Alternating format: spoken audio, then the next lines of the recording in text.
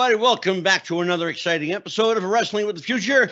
I'm your host, Psychic Medium Angelo, and we've got a very, very special episode tonight. This is a special non-wrestling episode. We're going to do something a little different tonight. I'm going to take you back into my life, into my childhood, and introduce you to a young man that was an integral part of that childhood. And as fate would have it, he wouldn't know it at the time, but somebody would strap a rocket to his hiney and he would take off. Without further ado, ladies and gentlemen, let me introduce you to my very dear friend, Steve Mccoy. Steve, say hi to everybody. How you doing, everybody? How you doing, Angelo? And thank you, first of all, for that young man compliment. That was nice. I appreciate it. Now, Steve, I mentioned at the intro, you and I knew each other as younger people. We met probably, so I know you're like a year older than I. I think you may have been like 13 or 14. I think I might have been 12 or 13. Well, yeah, we met through my cousin, Chris Borghese, my cousin. Oh, yeah. Yeah. How's Chris doing? The last I heard, he was a toll taker on the Pennsylvania Turnpike. Right. So that's and I haven't talked to him in probably 20 years.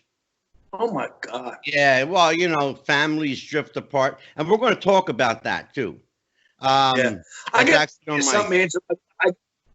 say something about Chris. It was pretty funny because I was working in Atlantic City, and it was the afternoon. It was one of our days off, and I went up to Philly to go down to South Philly to go over and see some friends of mine or whatever. And I was going to go to Nick's Roast Beef. So I was going over the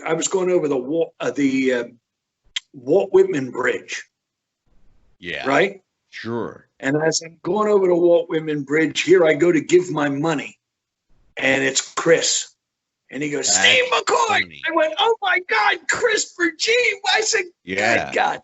Yeah. He was cool. a toll taker on the bridge for a while. He's actually working on the Pennsylvania Turnpike now.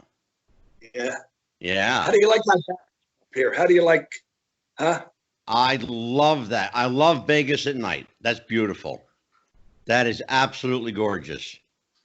So now, let's talk a little bit about you and I. We met when we were younger. I should tell people if Steve Mccoy looks familiar to, he should look familiar to you. He is, quite frankly, the world's foremost Tom Jones tribute artist. And when you have the blessing of the master himself strapping a booster rocket to your butt, you got nowhere to go but up. And brother, you took a ride. And I want you to tell that story and spare no details, because it is, I want to tell you something. And I said this privately to you, and I'm going to say it for 90,000 people to hear. I am proud of you. I am so proud of you. I'm proud to know you, proud to call you my friend, and I'm so proud to see that a hometown boy did good. Because Barrington, New Jersey is a sleepy little town where nobody does anything and nothing happens. Well, a lot happens. It really does. There's a lot happening there. There's a lot of good people in Barrington. Oh, yeah, no doubt. It's a good place. It was a great place growing up. It really was. Yes, I'm serious, Angelo. It was a lot of fun. I had a lot of fun. And my next door neighbor across the street was Pete Caffrey. He was my best friend. And him and Ed McGurk. You remember? I remember that. Yeah. I remember Ed went on to be a carpenter, and he's in the union. He just retired. God bless. I forget how many years he put in there, but he was quite a while. Anyway, when we were kids, you know how everybody used to play Cowboys and Indians or Combat or whatever it is. And we would play all these different games or stuff like that. And I remember down in my basement, Pete, we used to play Elvis Presley. It's kind of funny. It's a funny story. And Pete was Elvis Presley. and Ed and I were always the two thuds, you know? Sure. So we would fight back and forth, the two of us, and we would break tables on, we'd hit each other and I mean, we were nuts. We were crazy back then. It was absolute nuts. And I had a little phonograph out record player, a little one. Yeah. I mean, you know, and the first record that I ever played on there was Elvis Presley's Good Luck Charm. Sure. And I'm a major Elvis fan. I love Elvis as well. Anyway. Yeah. Actually, we're going to talk about that. That's on my list too. Because I have an Elvis connection, a big Elvis connection. Do you really? Yeah. Who is it? Charlie Hodge. He was my dear friend. Oh, I knew Charlie. I knew Charlie very well. Absolutely. Anyway, we would play Elvis, and Pete would pantomime to the record. Yeah. He would, if he had passed away at 18. An absolute great guy. Well loved in the community, well loved in the neighborhood. Everybody looked up to him. Yeah. Do you remember him? I do. Yeah. He was very athletic, really athletic, and a really great guy. I remember Steve at the time. Pete's passing shook the neighborhood pretty good. Woo! Yeah, very bad. Yeah. I mean, he was a strapping young Irish lad, and a good kid, and athletic. I mean, in everything he did, he excelled in. Sure. And he had just graduated high school, so it's kind of sad. Sad. But I remember, so Pete would sing these songs. And I remembered, I always wanted to do that, and I couldn't do it. I mean, Pete would be sitting there singing, oh, come on and be my little good luck charm, you know. And Ed and I would ultimately be in the background fighting. We would, period. I'm serious. Crazy kids. We would find trash pick and find old tables and stuff like that, and we drag them down my basement, and we would literally, because we watched John Wayne all the time. Sure. You know, John Wayne, they'd throw each other into a table. Well, they were fake tables, not our tables. They were real tables. So we would throw each other on the table. I'm dead serious. Don't you remember doing? Don't you? I do, but you know, it's funny. You know, I was the Elvis fan, but I was also the wrestling fan. Mm-hmm. And I remember, you know, because we used to throw each other. Chris Borghese and I used to. Yeah. Because he was a hell of a little wrestler, believe it or not. Oh, and yeah. We used to beat the shit out of each other. We would hit each other with chairs, throw each other through, you know, picnic tables. That's it. That's exactly it. Remember those beach chairs that was netted with the netting on it? We used to hit each other. Oh my God. Well, I remember. Oh my God, it was crazy. Remember, it was George Hamilton came out with Evel Knievel. Do you remember that? Yes. Okay. Yeah. Well, I remember I got a Stingray bike. I got a pea picker. Oh, yeah. Stingray bike, the banana seat, had shock absorbers on it. Well, we used to go every Saturday morning. We would go to the Coronet. Then it was originally the Century. Then they changed it to the Coronet. Coronet then they changed theater. Yep. Absolutely. Up there in Haddon Heights, right on the corner of White Horse Pike, right? Yeah, Steve. It's now an AT&T store. Is it really? It is. Wow, that was a beautiful theater. It changed. The owner of the movie theater sold it, and it became a theatrical costume supplier. And they supplied costumes to Atlantic City and New York and Philadelphia for their stage productions. It was a big time operation. Well, the guy got so big, he had to sell that building, and he now has a warehouse. So he sold the theater to AT&T, who now has a phone store there. No kidding. You can't make this stuff up. So did they tear the theater down or no? They did. They did. It's a completely new structure. Yeah. Oh, okay. Wow. Yeah. That was a beautiful building. That was a gorgeous theater. Hey, Angelo, it was a quarter on a Saturday quarter.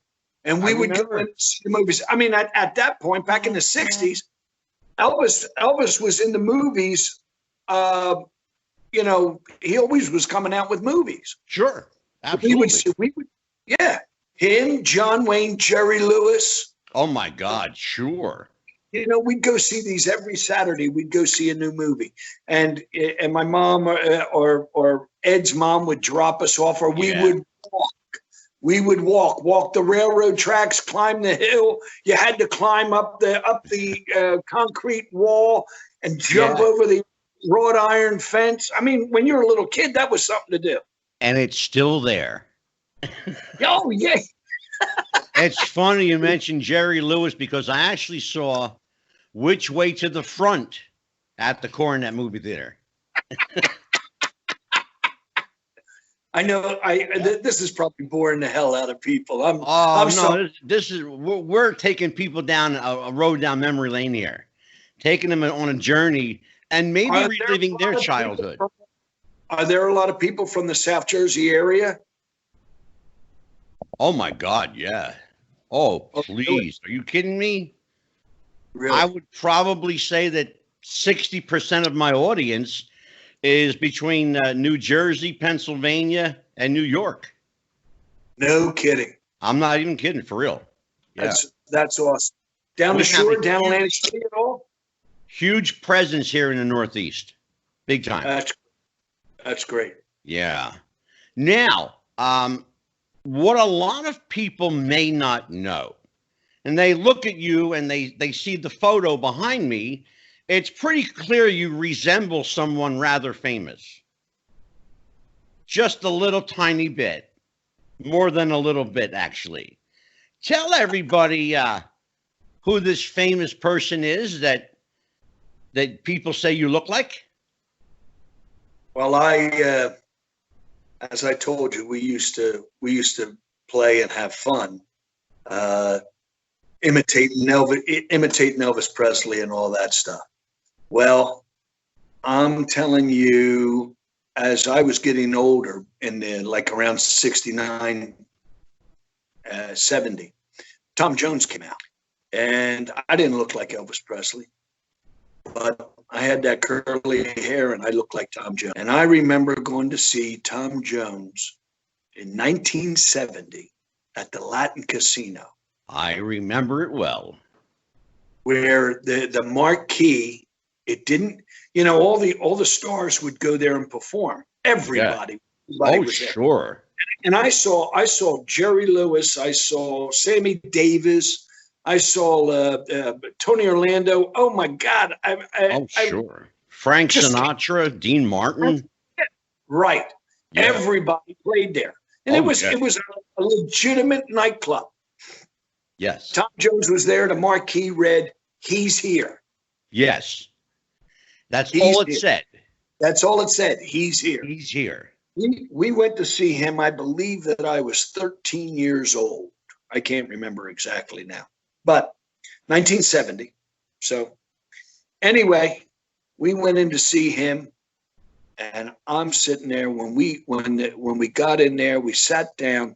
The armed guards came out and covered the entire stage. They were all arm in arm, and they were around the whole stage.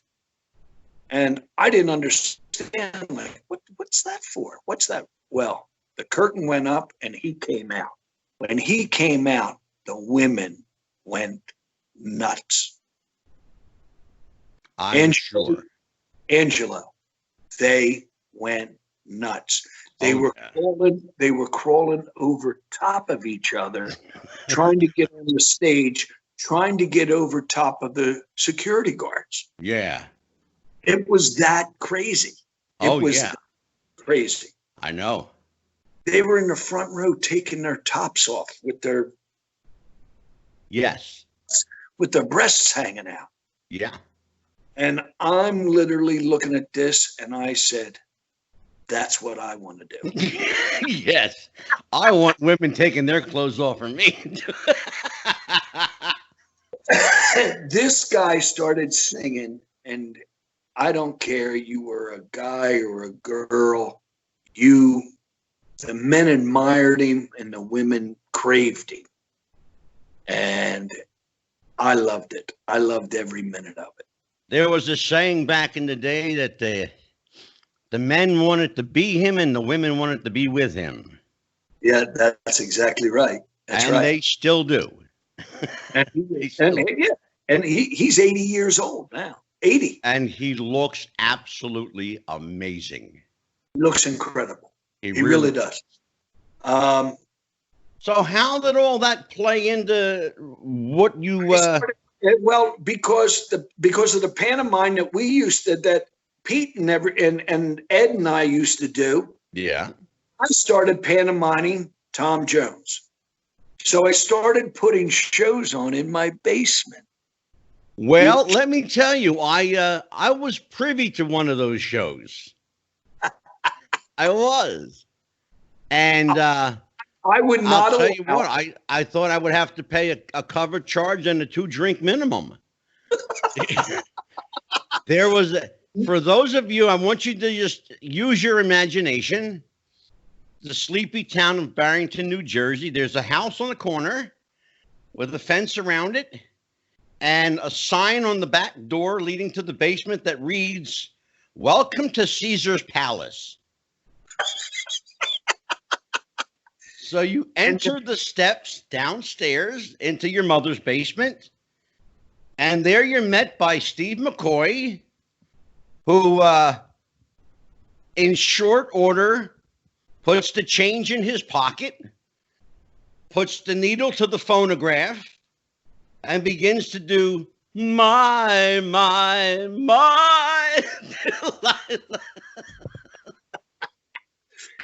I'm going to tell you what, brother. Listen, Ed McGurk. That's ingenuity. That's entrepreneurial spirit. Ed McGurk and I and his brother John, his younger brother John, and Joey, we used to do these shows for a while there. We did them every Saturday, or at least a couple Saturdays a month. Oh, yeah. And I'm not lying to you. I wouldn't let anybody come in. They had to stand outside until it was, 1 o'clock. Yeah. They came in. John, Ed's little brother, would greet them at the door. They'd buy their tickets. You could buy a ticket, 25 cents, put you in the front row. Yeah. Second row or the middle row was 15, and in the back it was 10. Yeah. And we had set up platforms, tables, chairs, little candles on all the tables and everything else. Yes. And we had a stage up there. I had Pammy and Sandy Abrams were my backup singers. Oh my God, that's hilarious. True story. That is hilarious. I even had them. They would come on before the show started, and yes. they would pantomime to the Supremes or the Honeycombs at the time. Remember that? Sure. Oh God, yeah. Young man, single and free. Oh my God, that brings back so much memories. It really does.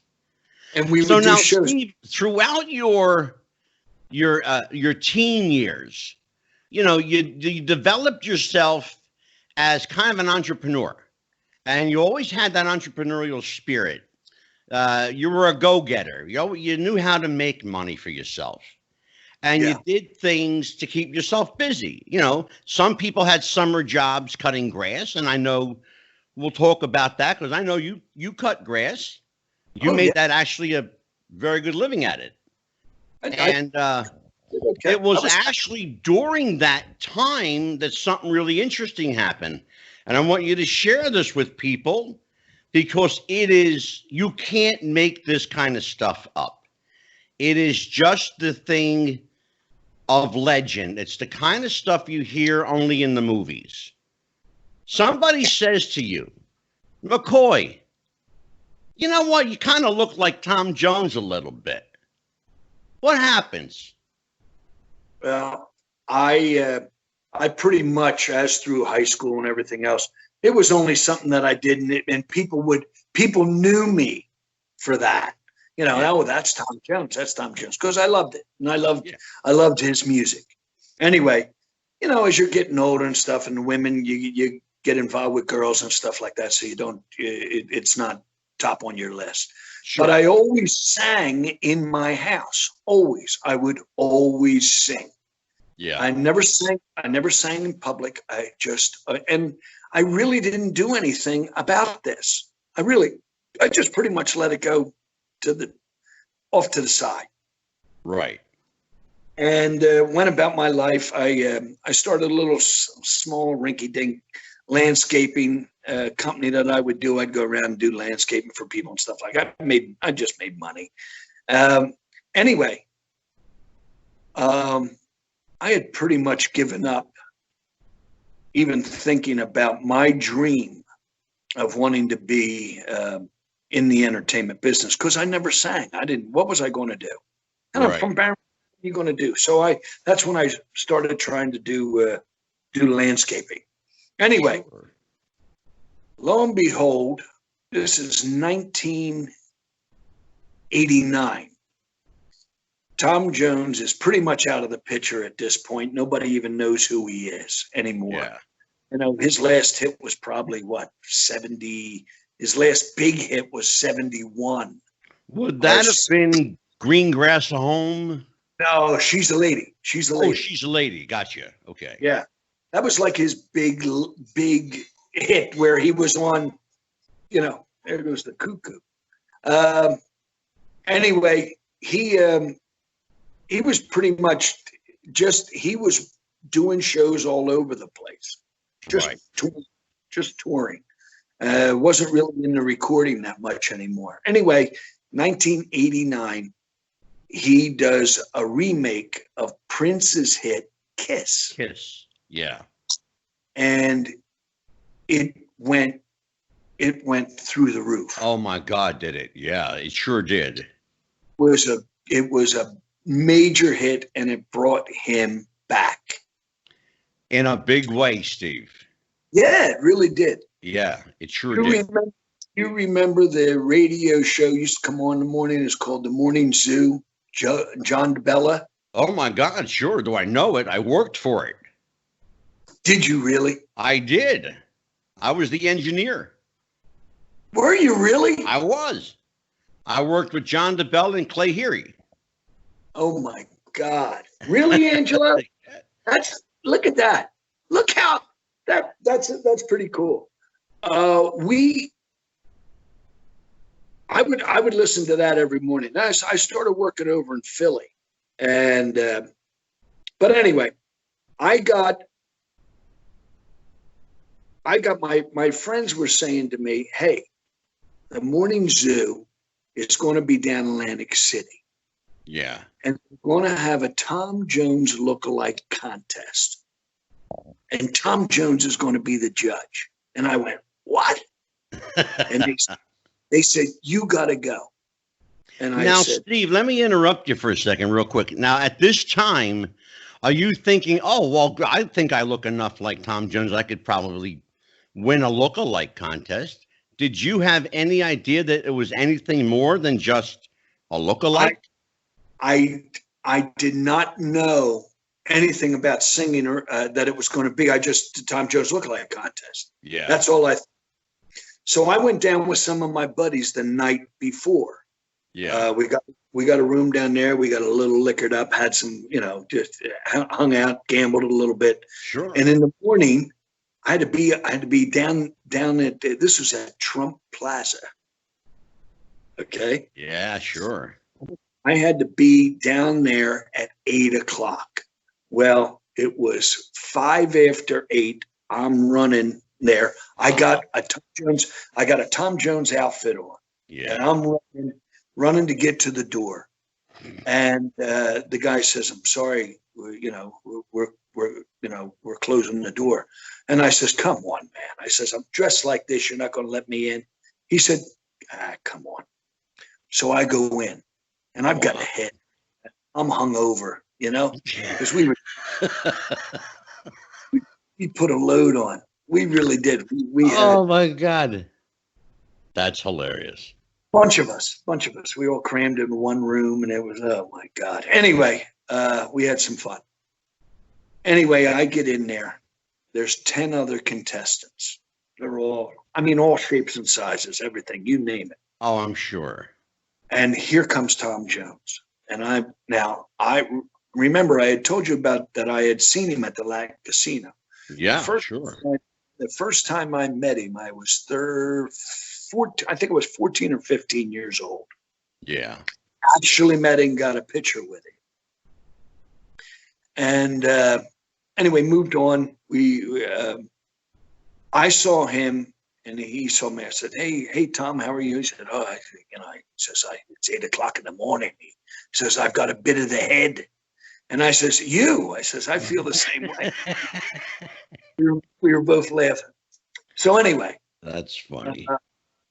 It came time. They told us we're all going to line up here. And what song are you going to sing? And I got a lump in my throat. Oh my God. And I said, what? They said, what song are you going to sing? And I said, I can't sing. They go, well, you got to sing. You got to sing. What song are you going to do? And I said, Delilah. No, you can't do that. Somebody else is doing that song. I said, how about It's Not Unusual? I said, okay. Yeah, you can do that. I said, okay. Wow. So the whole time I'm paranoid as hell. I am paranoid as hell because I never sang in front of anybody. Sure. Well, you're a guy that's used to singing in your house, for your own enjoyment. That I only did that for myself. But I knew everything. I knew all the moves. I had all the moves and everything else. The pantomime, I had him down to a T. Yeah. And if I'm bragging, I don't mean to. I'm just. You should absolutely brag on yourself. Anyway, I had to perform in front of 800 people, and it was live on the radio. Yeah. And I go, oh my God, what am I going to do? And I got a headache. Oh my God. Anyway, it came time for me to get up to sing. And these other guys it was just fun. It was all for fun. Well, I got up and started doing It's Not Unusual. And I'm dancing around. The place went nuts. Wow. They threw all the women were throwing all the underwear on the stage. They were screaming, hollering. And every time I would, move my hips or whatever, they went nuts. It was crazy.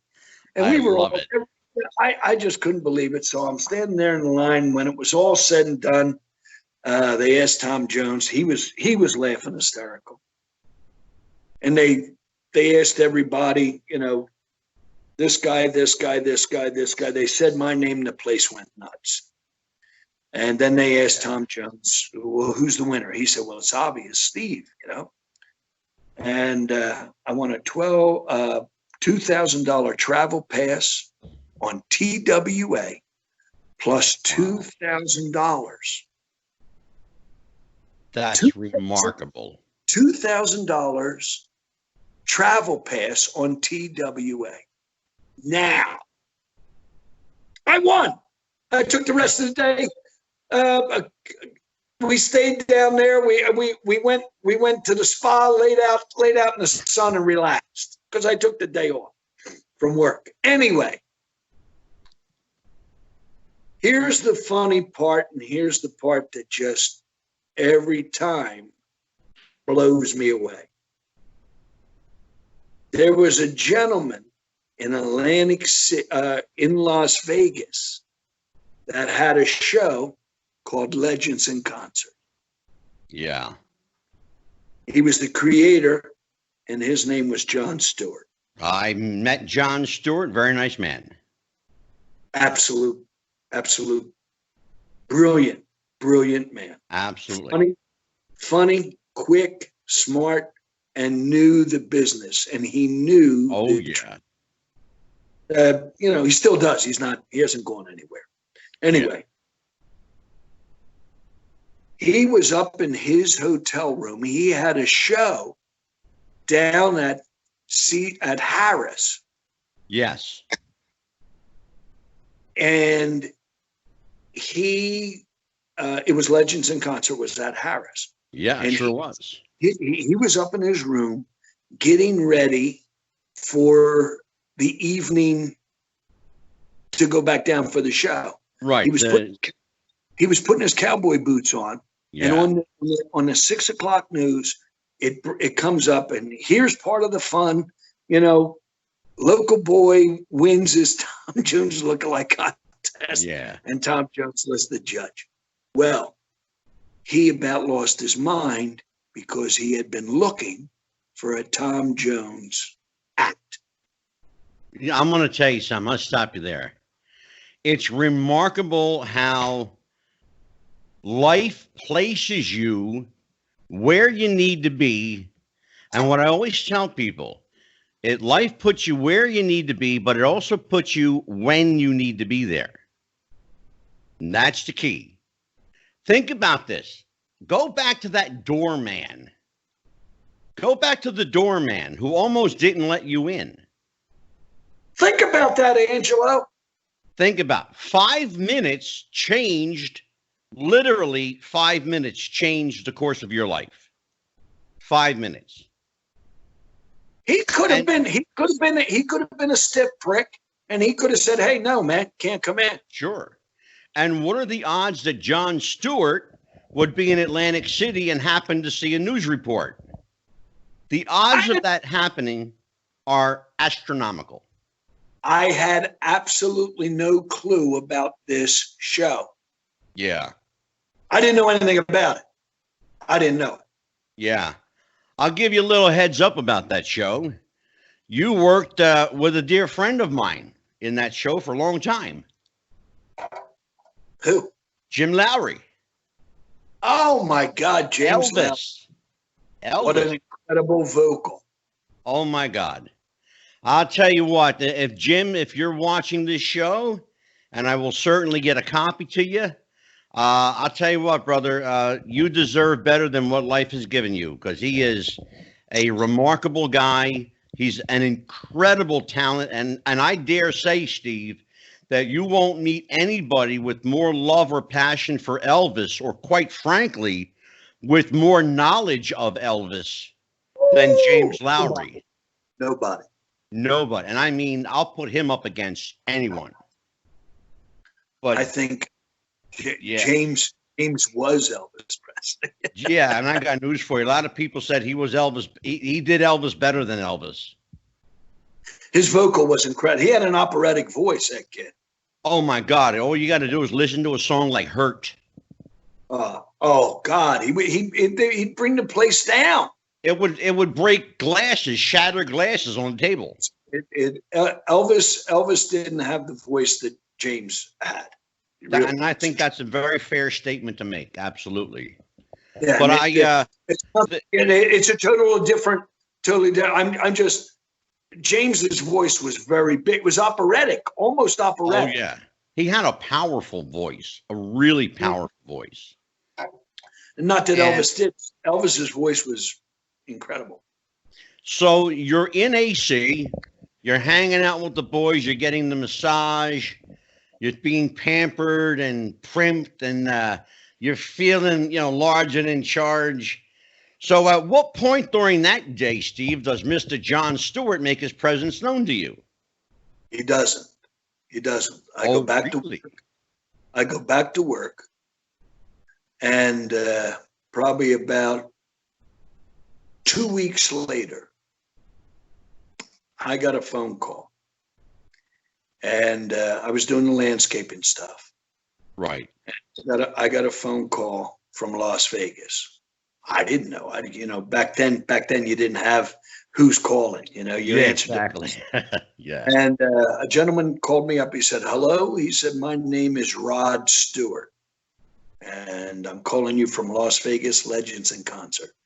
And I go, "Rod Stewart, come on." He says, "No, my name's Rod Stewart. I am. My brother is John Stewart." Yeah. And he runs Legends in Concert. I'm calling you because John wants to get a hold of you, and he'd like to speak to you about possibly if you can do you doing Tom Jones. And I went, "What?" I said, "What?" He said, "Yeah." I says, sure. Yeah. Anyway, John got on the phone, and in typical John Stewart style, "Hey, buddy, how you doing?" Yeah, that's John. This is Stewart. I'm calling you. And I says, "I'm doing fine." He says, "Well, I've got a show, Legends in Concert. It's down here in Atlantic City. I am here in Atlantic City, and I would like you to come down and audition for me." And I went, "What?" I said, people actually do that? Yeah. And I said, "Mr. Stewart," I said, I don't sing. I don't sing." He said, "What do you mean, buddy? You don't sing? I saw you on TV." And I said, "Where'd you see me on TV?" He says, "I saw you on the evening on the 6 o'clock news." I said, "Oh my God." So I hung up the phone with him, and I called up a dear friend of mine. Her name, I don't know if you remember her, Angelo. Her name is Connie Bottinelli. Oh my God, I know that name. Why do I know that name? Why do I know her? She was the art teacher at Haddon Heights High School. Thank you. Okay. I was going to say, why do I know that name? That's the kind of name you don't forget. Right. She was gorgeous. Exactly. Especially if you're Italian, it rings a bell. She was great. Oh my God. I called her up and I said, "Connie," because I didn't know. She was the closest thing to entertainment of anybody in entertainment that I knew. Yeah. And she said to me, "Oh, Steve, you got to go. I said, "Connie," I said, "I don't sing. I never sang." She says, "Just go down. You go down." So I went down to Atlantic City, met John out in the, as I was walking up, Johnny was sitting in the coffee shop as I was walking up to the showroom. And Steve McCoy, and I met Johnny. Well, he looks like Wild Bill Hickok. Oh, I know. All dressed up. If anyone's never met John Stewart, look for the glasses and the hair. Mm-hmm. He looked like Wild Bill Hickok. Yeah. Turquoise jewelry and everything else. Oh my God, yeah. Took me in, sat me down. I'm in this showroom. It's got to be at it was at Harris, so it had to be, I'm going to say 2,000 seats. There were 2,000 seats there. There are actually 2,100 seats in that showroom. I know that room. Okay. Yeah. Yeah. I know that room because I ran a wrestling show there. The show started. Oh, did you really? I sure did. I did. Oh, I ran wow. shows at Harrah's and at the Sands. Okay. Yeah, at the time, I was the only wrestling promoter in New Jersey that had a casino license. Are you serious? Yeah, and guess what? I still have it. God bless. Yeah. You are you bringing any other shows down there? No, it's a dead town for wrestling. It really is.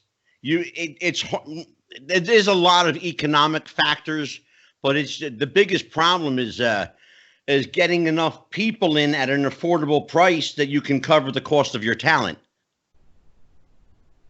You know? I understand. I know exactly what you're saying. That's part of the problem for me to be down there. Yeah. To go back and perform. Anyway, I went and watched this show and I was blown away. First guy that comes out on the deck, he's got his back to the audience, and they said the velvet voice of Mr. Nat King Cole. Yes. This guy's name was Donnie Ray Evans. Yeah. And he goes, Mona Lisa, men have named you. And the room is dark. He turns around, the lights hit him, and it was Nat King Cole. I was blown away.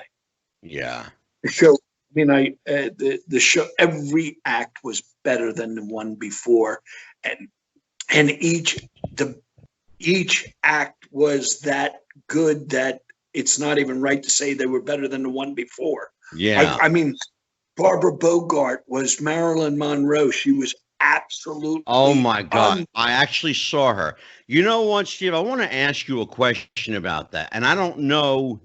I'm thinking you worked with this woman, but I'm not sure. There were two women in the show that did Judy Garland. Yeah. One passed away. She was beyond Judy. She was Monica. I can't remember her last name. Yes, Monica. I never worked with her because she passed away before I got there. Okay. But I knew all about her, and I've seen videos of her.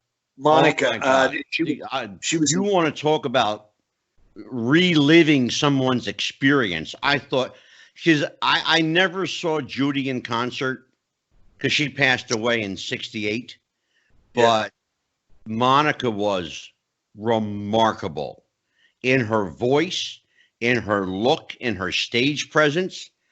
But you worked with a woman because I remember. I want to tell you a little story you may not remember, and I'm hoping that you do. Atlantic City, Bally's Casino. James Lowry's doing Elvis. You're doing Tom Jones. Bobby Palumbo was right. Bobby Palermo. Bobby Palermo was doing Neil Diamond. Right. Right. Okay. I went there that night, not knowing what to expect, and even not knowing that you were in the show. So when I saw you come out as Tom Jones, I was there. I don't know if you remember, I was there with a young lady that night. I remember. And I went, and you went, you did one of them from the stage. Like I almost thought I was going to, break your character for a second. But I said, he's a pro. He's got it. He's got this. But after the show was the first time you and I had seen each other literally since we were teenagers. Yeah. Since we were kids. Yeah. Yeah. I remember you were working with, as I said, Jim Lowry, Bobby Palermo.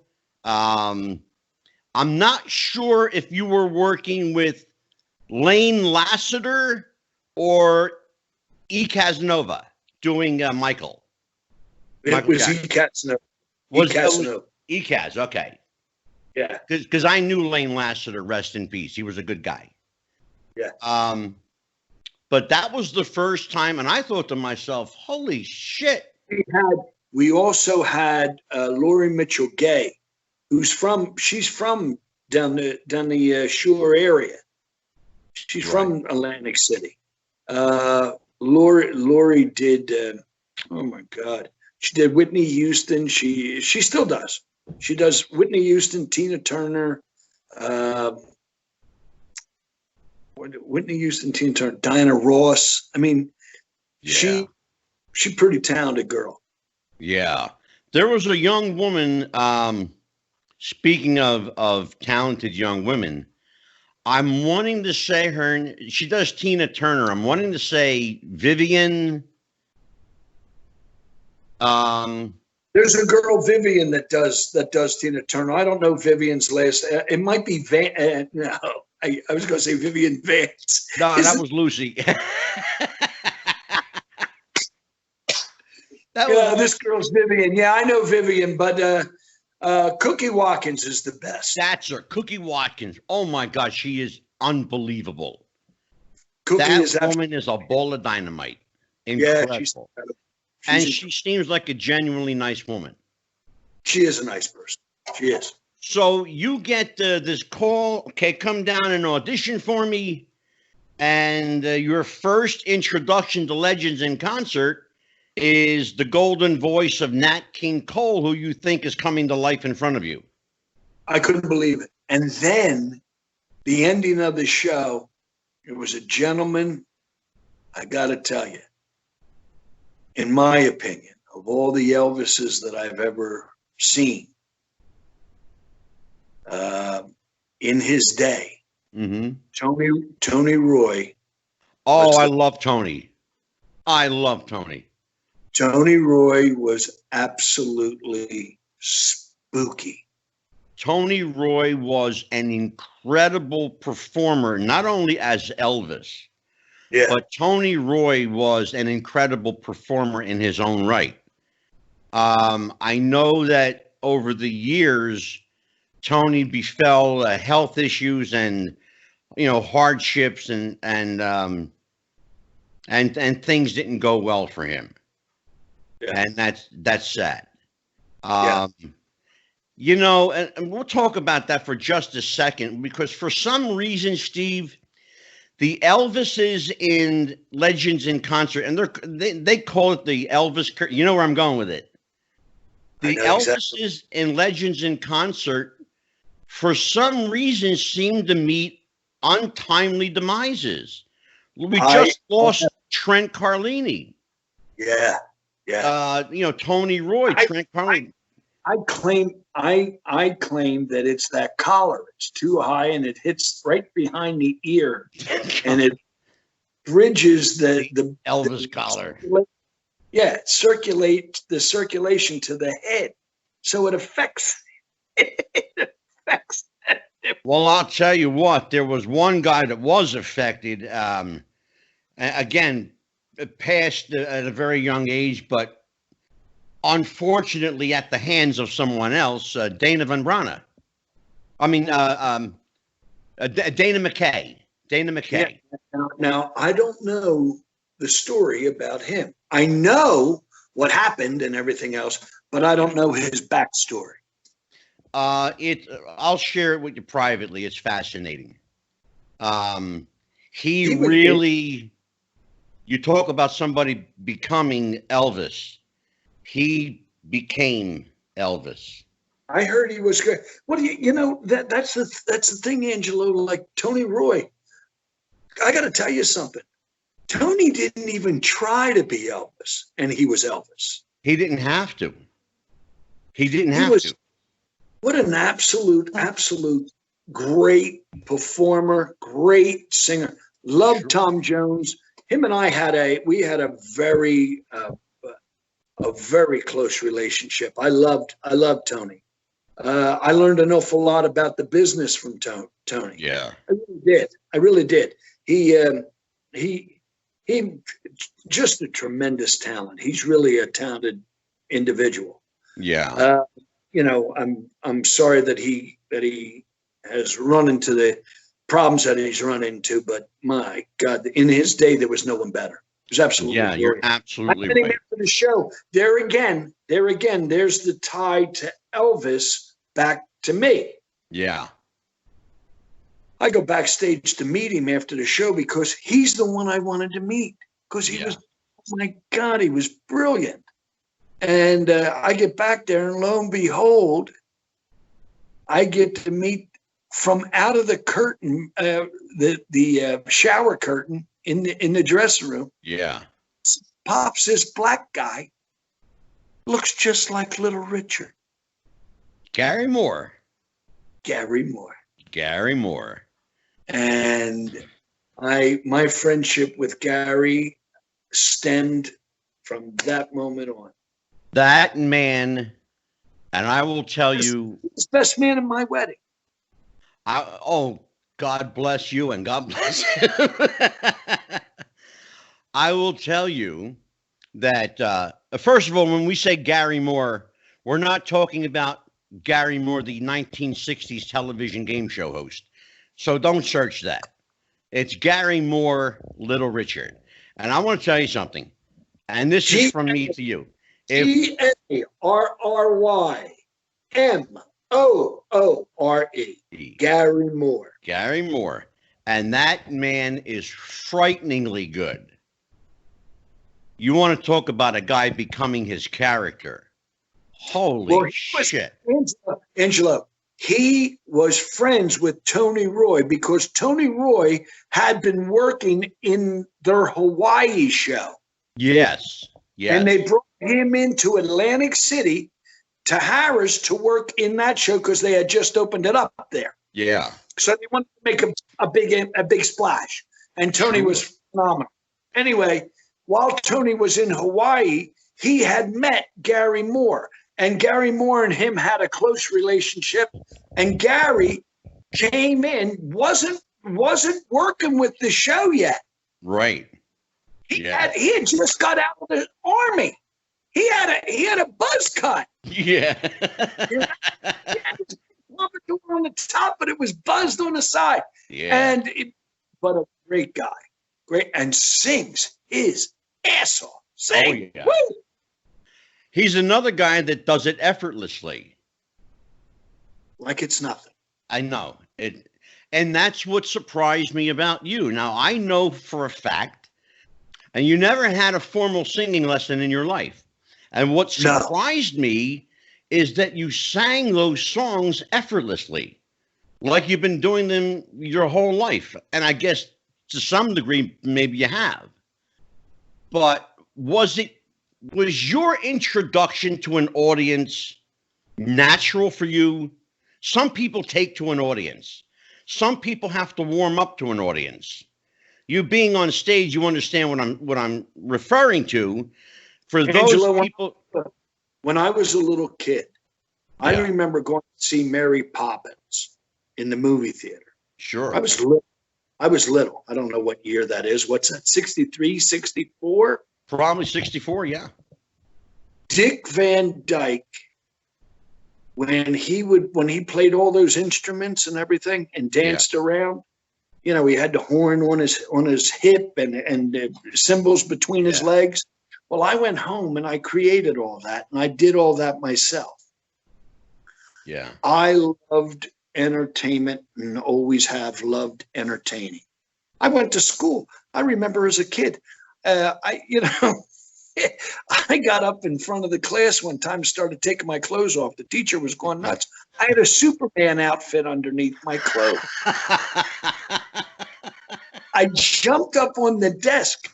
What was I, third grade? I don't know. The teacher was like, you know, they told my mom. My mom thought I was nuts.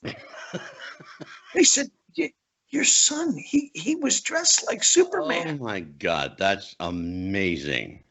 True story. Anyway, for me, getting in front of an audience was really not hard because of all the practice that I did as a kid. You went right where I wanted you to go. My question was going to be, did those shows in your mother's basement prep you for that? And the answer is clearly yes. I believe so. Yeah. And in a big way, too. And it certainly paid off for you.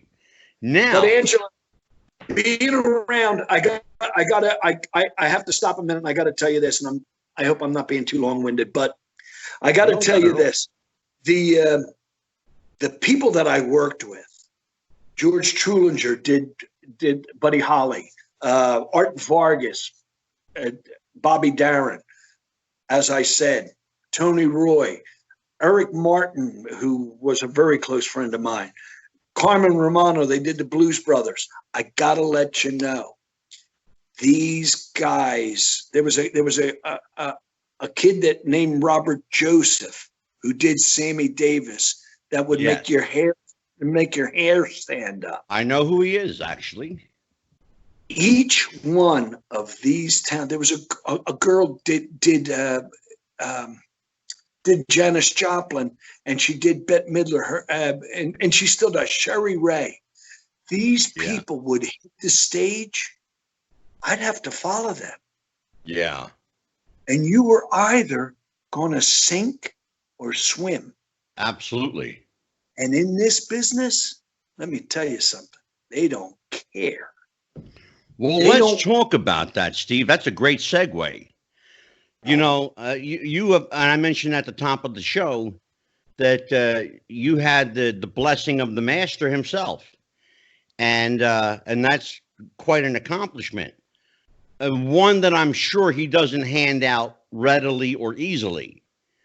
You've got a lot of competition in the tribute artist market. There's anybody who thinks that they even remotely look like or sound like somebody is passing themselves off as a tribute artist. You know, I saw a Michael Jackson tribute, and I'll tell you where it was. It was in Las Vegas at the Imperial Palace, and Michael was 5'5" and 220 pounds.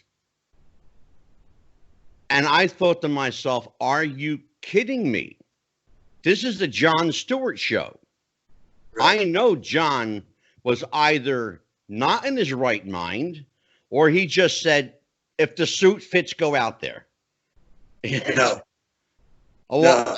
I got to ask you, who was this short, fat Michael? I have no idea. Johnny had left Johnny sold the show. And after he sold the show went downhill. Apparently. It went downhill. Yeah. Because I'm telling you, Angelo, I've worked on the Las Vegas Strip now for 30 years. Yeah. And as you said, the tribute business, anybody remotely that can put on a hat and glasses is going to be a blues brother. Yeah. And I'll tell you something. The tribute business has lost its way. Where did it go south, Steve? What happened along the way? I would say where did it go off the rail? I would say probably about 10 years ago. What was the key factor? Greed. There was a lady. Money. There was a lady that was opening up the doors for anybody that looked like a character. Yeah. And it didn't matter if you sung. It didn't matter if you acted. It didn't matter. You know, what we do is a specialized craft. It's not an easy craft. It's extremely specialized. Absolutely. And it's highly competitive. In order to make your audience lose their minds, the facade has got to be there. The aura. You know, you've got to look like the character, you've got to sound like the character, and you've got to act like the character. And on top of all of that, the most important part is to be able to break that third wall, reach out to that audience, and put in. as yourself while you're still the character. That's another great segue. Let's talk about some terminology here. This is on my short list here. What's the difference between an impersonator, an impressionist, and a tribute artist? Because it seems to me that the line in the last 10 years has been blurred. How do I would call Steve McCoy a tribute artist. I am a tribute artist, but I'm an impersonator as well. Okay. What define impersonator? Well, I don't just sing songs of Tom Jones. Right. I recreate Tom Jones. Now I'm older now. You know, I don't have a 29-inch waist that I had back in 1990. Yeah. And I had a 29-inch waist. I'm sure. But you know, as with all artists, and I've been very blessed because the guy that I emulate is still alive, like we talked earlier. And does that make a difference? Hold on a second, would you? Sure, take your time.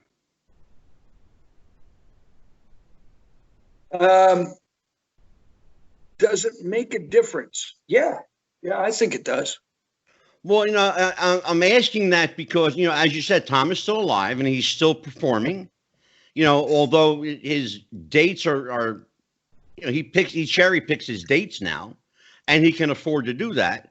You know, Elvis, of course, died in 1977, so you know you have Elvis at an end point where you can't go beyond that. That's exactly it. And so I've got the good fortune of, you know, I portray Tom Jones of the 90s, which is his early 60s time, which is, it's kind of cool because that's the time that he had his resurgence. Sure. So, absolutely. So it's, it's working for it works. It's still the character himself is not as popular as it used to be. That's another thing. That's another thing that's happened as well, Angelo. The business has changed. You see, the audience used to come to the show. The audience that used to come to the show, those people got older and they were dying out. But I'm telling you, when I first got into that show, 6 nights a week, 2 shows a night. Yeah. Every night that showroom was sold out. I know. Here in Las Vegas. I can vouch for it because I was there a lot of the times. Yeah. You know, I can absolutely vouch for that. You know, in addition to living in Atlantic City, I also lived in Las Vegas, and I can vouch for that. You know, and it was a hot ticket, by the way. Legends in Concert was a hot ticket. Very hot ticket. They were lined up. We would do the show.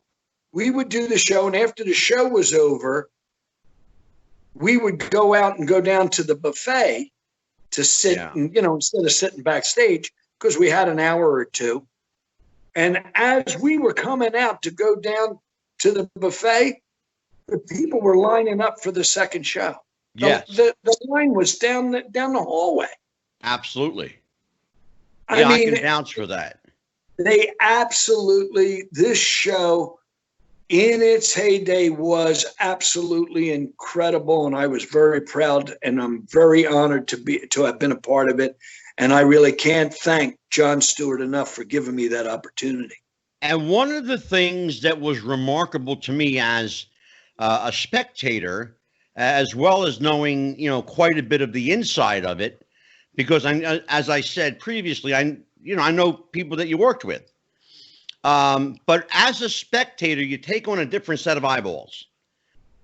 After the performances, and nowhere else in Vegas did I see this, the performers would meet you out in the lobby. They would take pictures with you. sign autographs, even just chit chat for a bit. That was always a hoot to me. That's where I met Trent. He was actually out there. Well, that was a real hoot to be out there with. I'm sure. I've worked with several tribute artists over the years, and I've known a couple. A guy that was a dear friend of mine for a long time is Terry Turner, who does Jerry Lee Lewis and Elvis Presley.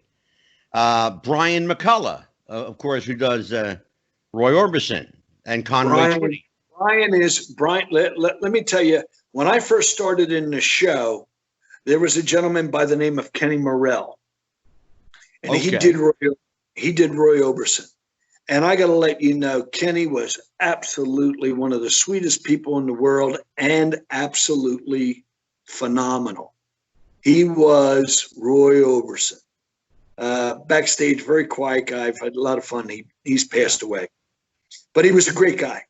And then I've never seen anybody else that grabbed the essence of Roy Orbison until I met Brian McCullough. Yeah. Brian is absolutely phenomenal. Great guy. We were supposed to, because of this virus. Yeah. I had a big show that was going to Cincinnati. Oh, Tina Turner. Listen to this lineup: Tina Turner, Tom Jones, Joe Cocker, Little Richard, the Blues Brothers, and Roy Orbison. Oh my God! Now, was this your show, your company? Yeah. Wow. Yeah. Oh, we should plug your company too. I'm going to give you several plugs. This will be the first of them. Steve Mccoy is the man behind The Real Mccoy, and you can find McCoy him. LLC. Real McCoy LLC. Yes, we need to put the LLC because there is another website called The Real McCoy. That's right. Yeah. So The Real McCoy LLC, that's where you know you're getting the real Steve McCoy. The Real McCoy. I love saying that. And so you have an ensemble cast of guys that work with you. You've got Sean Clush. You've got, of course, Elvis, Roy Orbison. And I'll tell you this today, Angelo, that in my travels and in 30 years of working, aside from, I had said Tony Roy was absolutely incredible. Well, today, Sean Clush is impeccable. Yeah. He's spooky. Yeah, he really is. He's one of the.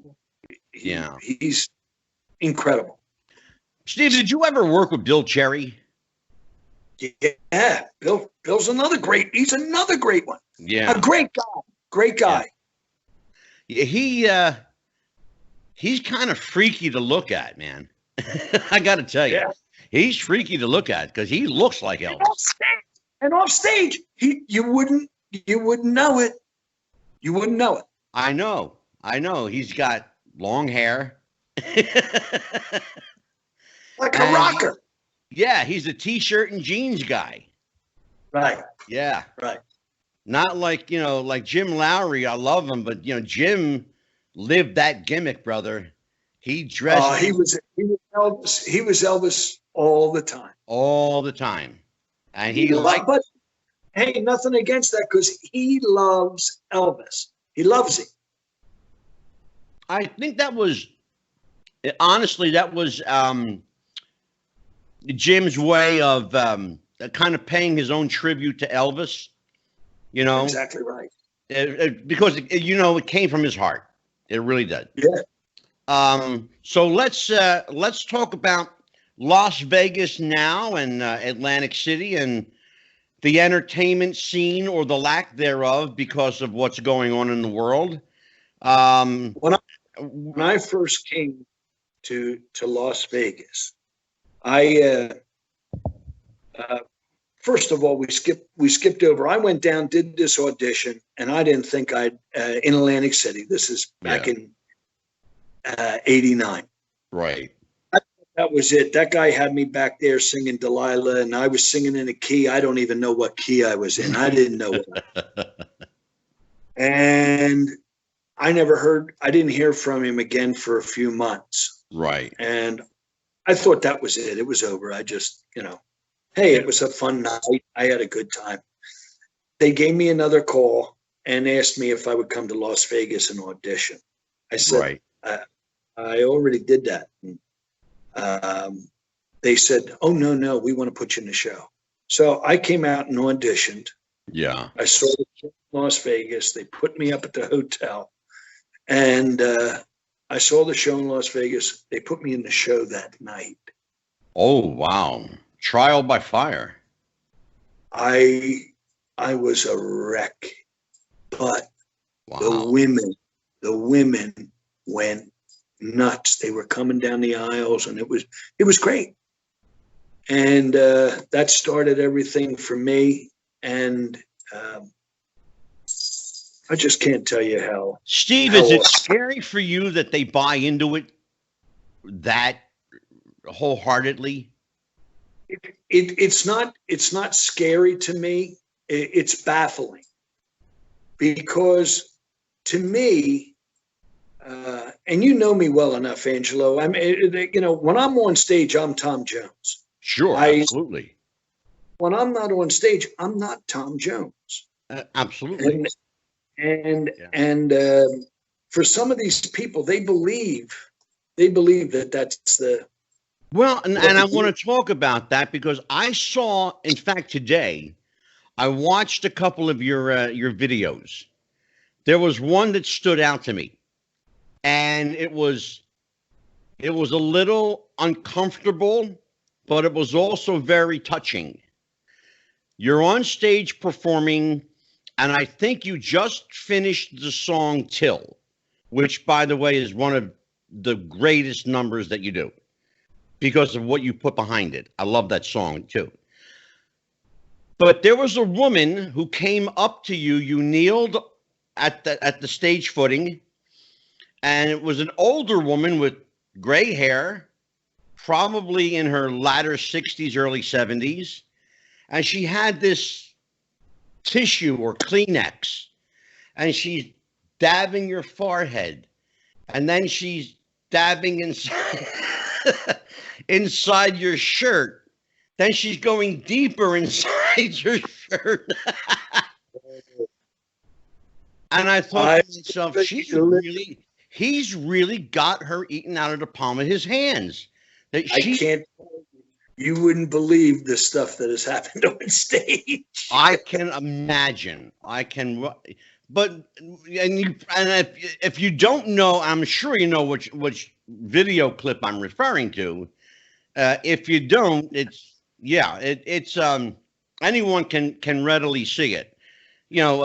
Just go on YouTube and search Steve McCoy, Tom Jones, and 1,000 videos will pop up. Some professionally done, a lot done by people's camera phones. A lot of people got you on their phone, brother.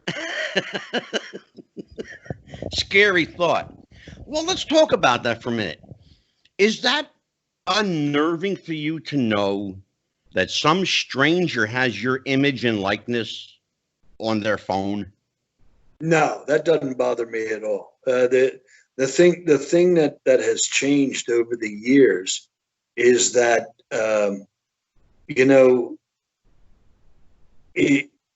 you're kind of pressured because you don't want to mess up on stage.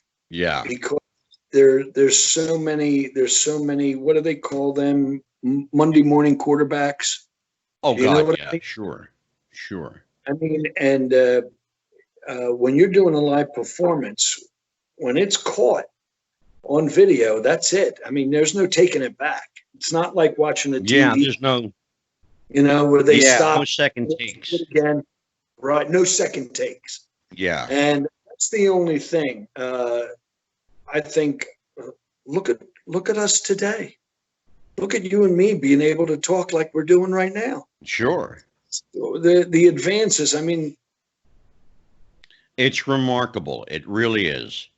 Really you know, true. and I'll tell you that, you know, I've always had an interesting seat when it comes to entertainment. I've always been on the periphery. I've never performed on stage per se like you do, but nonetheless, I'm a performer. I'm a vocal performer. I'm a voice artist. You know, I do commercial work. I do voiceovers. You know, the entire thing, and worked in radio and television, and have done movie trailers. And that's a different. You're still in that bubble, but you're on the periphery. When you're on the deep inside, and you're in 30 years in the business, you're deeply embedded in this. Right. Does there come a time when I'll just, come right out and be honest, say, is there a time that you question whether you overstayed your welcome because there's this new batch of young kids coming up? It always crosses your mind, especially since the character is not as well known anymore. He's not on the tip of people's tongues. Yeah. But once I get on stage and start performing and they hear me sing, it's a different story. Getting older for me is it's a challenge. It's a challenge because you gotta work out and everything else. And man, I gotta tell you, at 62, I can't run anymore. I used to run 8 miles every other day. Yeah. And my knees can't take that any longer. Sure. One of the things, we haven't talked about it, but one of the greatest things that has happened to me being in this business and with Tom Jones was the good fortune of being able to get to know him and become friendly with him. Right. Well, I think it's fair to say that the two of you are friends. We're acquaintances, but I mean, whenever he'd come to town, I'm always with him. I've been with him, and no questions there, no problems there. That's always been enjoyable. But he's, now that he's over in Europe. He's been over there for about 5 years. Yeah, he comes here once in a while. He doesn't, because he's doing the voice, the European. Sure. Voice. So that's what genuinely seems to enjoy it. Oh yeah. I got to tell you something, Angelo. The remarkable thing in getting to meet Tom Jones is I'm very blessed that he is probably one of the coolest guys you'd want to hang with, you'd want to meet, and I mean that. He's a down to earth regular guy. He's not arrogant. He's not you would think, Yeah. would be. Steve, I actually have a Tom Jones story to tell you. I met him one time. I'll tell you where and when. And when I mention this entertainer's name, you'll know exactly who I'm talking about. I was working in Atlantic City. I was hanging around Billy's Pub at Bally's. You're smiling. You know where I'm going with it. Billy's Pub. One night. Quite a few nights in there with him. Oh, yeah. And it's about 1 a.m., maybe 1:15. He comes walking in. The maitre d' lets him right in. Tommy, the maitre d' at the time, tall guy with beautiful gray hair. He was like 6'5", 6'6". He was a real tall guy. He takes Mr. Jones to his table, sits down, him and his entourage. He had 2 or 3 guys with him. And he's sitting there watching Freddie Empire. You know the name, right? Sure. Freddie was a amazing performer. I don't know if he's still performing or not, but he was absolutely incredible. Well, I don't know what struck me, but I had the chutzpah to go up to Tom Jones and introduce myself. And we exchanged pleasantries, and he goes, "Young man, do you smoke?" And I went, "Well, as a matter of fact, I do." "Do you like a cigar, young man?" I went, "Well, as a matter of fact, I do." He reaches into his pocket and he pulls out this, gotta be this $100 Cuban cigar. I held that thing for a year before I smoked it, but I finally smoked it. You know what I'm talking about. He always had cigars with him. Yeah. Sitting there with his cigar, Freddie Empire, just enjoying himself. He looked like he was half lit when he arrived, though, by the way. I might have, And I think he was performing at Resorts International. I actually saw him, Steve, perform there one night. You'll appreciate the story. It was in the middle of July, 1989, as a matter of fact. The air conditioning system had broke. You know what I'm talking about? Yeah. Yes. The air conditioning system broke at Resorts. And he's on stage just sweating buckets. Soaked. I mean, drenched. To the point. Angelo, I was there. You were in the showroom that night? So was I. And he had this white shirt on that was just dripping like white liquid. It was either bleach or soap suds or something. Listen, I got to tell you something. I used to. Do you remember? It was just his. Oh, yeah. No. He was. Yeah, I mean, I used to go down there, and the maitre d', I can't remember the guy's name, but he was a tall fella, and he would let me in for free because he knew that I like Tom Jones, whatever. So I would always go in and I'd sit in the back of the room and watch the show. Yeah. Always. If I didn't, I didn't have to pay or whatever. Anyway, right.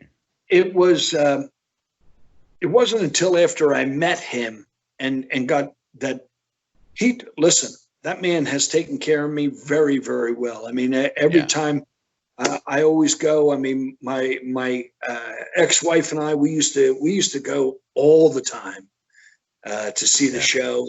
And then after that, he just a sweetheart. Yeah. Then to go out and have cocktails afterwards. Yay. You're there all night. You haven't lived until you spent all night with Tom Jones. I'm certain. Yeah. I will tell you, I would go up to, do you remember the Valley Forge Music Fair? Oh my God. Yeah. Of course. I used to go up there. They thought I was his son. I was going to ask you about that because I heard a story that you were mistaken for Tom Jones' son. They thought I was his son, and I would go up there every night when he would be there for the week that he was there, and I would stand in the back by the sound booth, and nobody ever questioned me. Yeah. That's amazing. Well, that night. I've told him these stories, and he says, I should collect some money. I remember the night at Resorts specifically because I was sitting stage front, and remember they had tables. The tables were lined up like this. Tables, yeah. And the first probably 4 to 6 couples in were drenched because of the stage lights. It was hot. It was muggy. When I left there, I needed a shower. It was bad. And I thought to myself, I can imagine what this guy's going through because he did an hour and 45 minutes that night. Right. And he was only supposed to do like 55 minutes. and stayed on stage for almost 2 hours. Wayne Newton was another guy that used to do that. Close the doors. I'm not going anywhere. We're going to hang out for a while. And we'll do a 3-hour show. I got to tell you something. You know, a lot of people, not everybody, but a lot of people have made fun of Wayne Newton over the years, you know, as if it was a joke. This guy was no joke. This man, and he's lost his voice, but you've got to understand, a lot of people don't know this, Angelo. But this man worked out here in Las Vegas at the Hilton Hotel when Elvis wasn't there. He did 7 nights a week. Yeah. 2.5 hour shows a night. Yes. 7 nights a week for probably 3 years. I know that to be factual. Yeah, I do. And he, when he said, lock the doors, we're going to be here all night, he was not joking. No, he wasn't joking. No, because he pulled that stunt in Atlantic City when I went to see him. And like you, I was one of those guys that was very fortunate. I never paid for a show ticket. It's great. It was great. I got to see Wayne there, and he was on stage for almost 3 hours. Wow. It was remarkable. He played every instrument. He sang. He brought people up on stage, and just loved Elvis. He's just, him and Elvis, I suppose, were friends at some point. Yeah. But he just loved Elvis. And when I lived in Las Vegas, actually, Steve, I knew Wayne's brother, Jerry. I don't know if you ever knew Jerry Newton. No. Yeah, but his brother I think he's deceased now, but his brother was a cab driver. He drove a shuttle from McCarran Airport to the casinos. Did he really? He did. Yeah, he sure did. Yeah. That's a true story. You can't make this stuff up. It's like, you can't make this stuff up. But so you get to meet Tom Jones. You get to know him a little bit. He's the guy that you grew up, emulating. Was he everything you expected him to be and more? Or were you? Sometimes they say, Steve, sometimes it's not a great thing to meet your idols. I have got with the guys that I've worked with over the years. Yeah. Some of them have been fortunate enough to meet their idols or the people that they impersonate. Right. And some of them don't have great stories. Some of them don't. Some of them said the guy real jerks or whatever. Yeah. I got to do what? Like as you said, the latter is the truth. He is everything I thought he would be and more. Yeah. Class personified, down to earth, a regular guy, and smart as anything, and very knowledgeable about music, and very, very complimentary, very educated. It taught me an awful lot. Yeah. I've loved every time that I've spent with him. Steve, did you ever get a chance to pick his brain and just yeah. Okay. Yeah. What are the kind of things that he liked to talk about? We talked about everything. We talked about music. We talked about we talked about Elvis. Mm-hmm. And there's some things are just they're stories that they're my stories. Sure, absolutely, of course. And there's there's a lot of funny stories as well. I mean, he's got some great stories. He had, he was telling me, I had asked him, like, what's the wildest thing or dealings that you had with a fan? I said, how do you deal with the fans? Yeah. He had said to me, he said he had this woman that was following him around, going to all his shows, and she would take her luggage and she'd find out where he was staying. Really? Yeah, well, whatever hotel he was staying at, and she would get into the car, not the car, but the bus that the guys were getting on, Yeah. as if she was part of the group. And Oh my God. I mean, he said that was probably the wildest he talked about. I mean, he talked about some other things, but Yeah. Well, that brings up an interesting point. There are a lot of people, when I say people, I mean fans, who extend their idol worship, and you know where I'm going with this. They extend their idol worship to the impersonator. We see it in the Elvis market. Oh yeah. We certainly see it in the Whitney Houston market. The one particular guy who finally was arrested for stalking this Whitney Houston impersonator. And I'm wondering, has that ever extended itself to you? Like, did a Tom devotee, ever extend that onto you? At times. And how do you handle that? What do you do? You try to be polite. You try to, and you just move on. You try to, some situations just, you know how people can be. Oh, sure. You've been in the business long enough. You know what it's like. Oh yeah. Yeah, and unfortunately, if you're going to put yourself out there, you're going to have to deal with that kind of thing. Yeah, it's unavoidable, I suppose. So let's talk about entertainment in Vegas, or the lack thereof. What's happening, brother? Because I'll tell you what, in Atlantic City, it's like a ghost town. Well, right now with this virus, it's horrible out in Vegas. It's horrible. There's absolutely no work. There's nobody. You know what's going on. You know how that is. Yeah. But the business changed probably I would say about 10, 15 years ago. Yeah. The entertainment business changed. When I first came to Vegas in 90, I got to tell you something.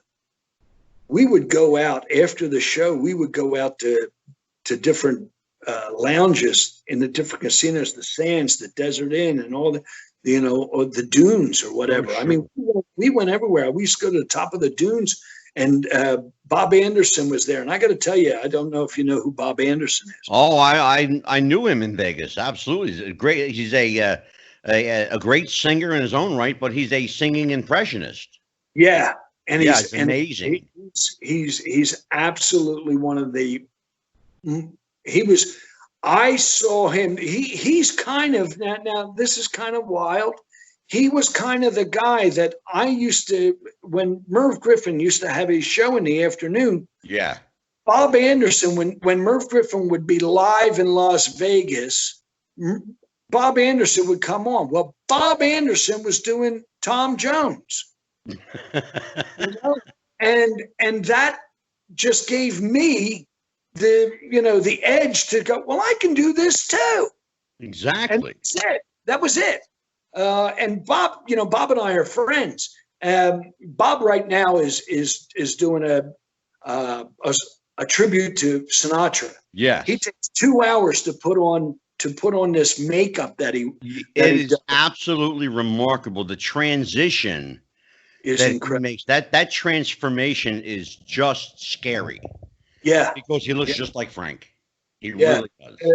He got a hold of this Asian guy that is major. I can't think of the guy's name, but he's major in Hollywood. He does all the stars and everything as far as all the makeup and stuff. And he is one of the best in the business. And anyway, we would go to all these different lounges, and you'd see everybody in the lounge. I mean, everybody was there. I used to go to the lounge with Tom Jones, and we would sit there, and guess who we'd watch? Remember this name? Cookie Jar. Cookie Jar and the Crumbs from Philadelphia. And Cookie, let me tell you something. Brother, Cookie is incredible. Oh. He is incredibly versatile. Who the hell would have thunk that Cookie Jar, a.k.a. Cookie Jar and the Crumbs, by the way, you have to be a Philadelphia native to really appreciate it. But, you know, Cookie Jar he's one of those guys, man, that he doesn't age. He just looks the same all the time. Right. Cookie doesn't age. And I'm not sure how old Cookie is. I don't want to say. I know he's in his 70s, but you know, he still performs. He performs Monday night, one night a week, Monday nights. And he was performing over at the Eiffel Tower there. Yeah. In the Napoleon Room at Yeah. Paris. That's the name of the hotel. Right. But he was performing there one night a week and from 6 to 8. And that's what he does, one night a week. Absolutely. Yeah. He's absolutely incredible. And I you know, it's funny. When I was there, I actually got to see him. And we talked a little bit. And when I told him who I was and I mentioned my last name, of course, that brought up a bunch of stuff for him because there was another famous Discipio in the Philadelphia area that was very big in the music business, whose name I will not mention on the air right now. But we both know who I'm talking about. And so when I met Cookie and he asked how so-and-so was doing, I gave him the skinny on it, and I became his best friend from that moment on until I left Las Vegas. Hey, if you want to know what I'm taking, these are called vocal zones. Vocal zone. Look Yeah. at that throat line. Oh, they're Tom, black. Tom Jones turned me on to it. It's like a black licorice. I was going to say it's like a black lozenge. Yeah. Yeah. Yeah, you can buy these online. He turned me on to them. He puts one in this cheek and one in the other cheek and goes out on stage. Really? And, it opens up your whole nasal cavity and everything else. It's awesome. These are, you know, there's a lot of singers out there that they try these Fisherman Friends and Yeah. so they, you know, halls, but the halls dry you out. Yeah. This is absolutely incredible. Yeah. You know, Elvis used to use an inhaler before he went out. He had his doctor formulate this inhaler for him, and he used to give 2 puffs into his mouth, and it would open up his lungs and his throat. And I thought, you know, wow, the greatest voice in the world is taking a shortcut. It surprised me. It really did. Let's talk about that, though. Taking shortcuts. There's a lot of people who don't know this, but there's a little apparatus that a lot of tribute artists use. It's called auto-tune. No. Are you a fan of auto-tune? No. Tell everybody what I'm talking about when I say auto-tune, Steve. This is where I said to you about 10 years ago, the business has changed. Okay. And, you know, there's a lot of people out there, a lot of talented people. They look like the character, but they don't have the vocal at all. Yeah. And so they get on stage and now they have the machine that'll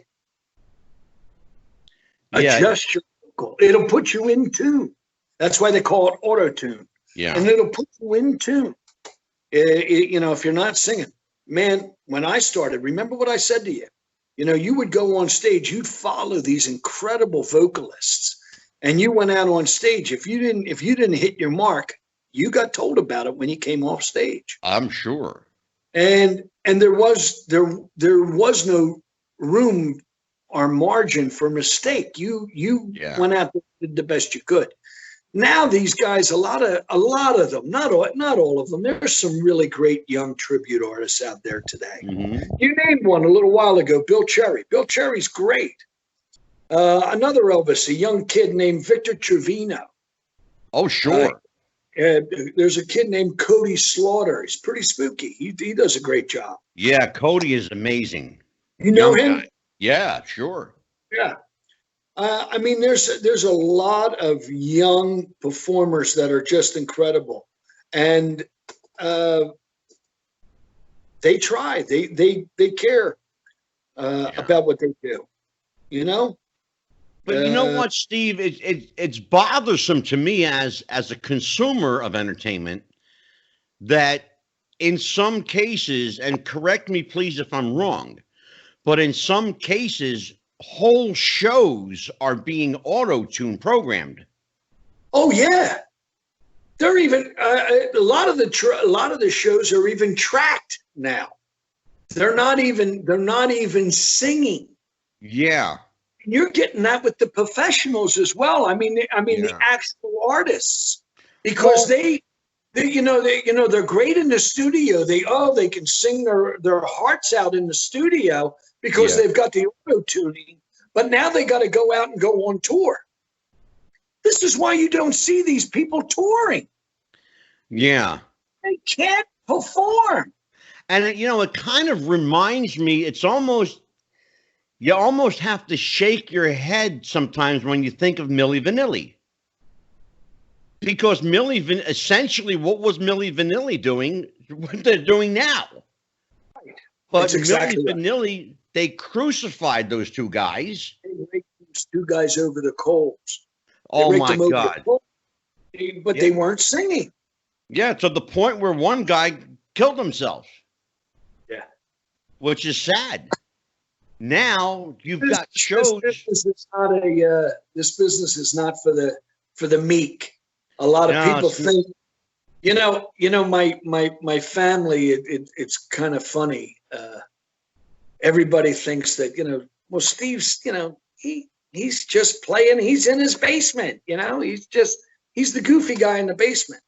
Now this is a business, and it's a cutthroat business. Yeah, it is, and it's a hard. One of the things that I can say, Angelo, that I absolutely adored about meeting Jon Stewart and him teaching me the trade, one of the biggest things that he taught me that, there's three things. I've said it a little earlier, but I'll say it again. When you walk on stage, you've got to look like the character. Then you've got to open your mouth and you've got to sound like the character. Then you've got to act like the character. Absolutely. He said, you're only out there for 10, 15 minutes, 20 minutes. He said, but you got to leave your heart and soul out there. Absolutely. You got to make them think that they are watching, that you're the only thing, because in the Legends in Concert show, as it used to be, every 10 to 15 minutes, that show was taking on a completely different, as I said earlier, at any given time, you could see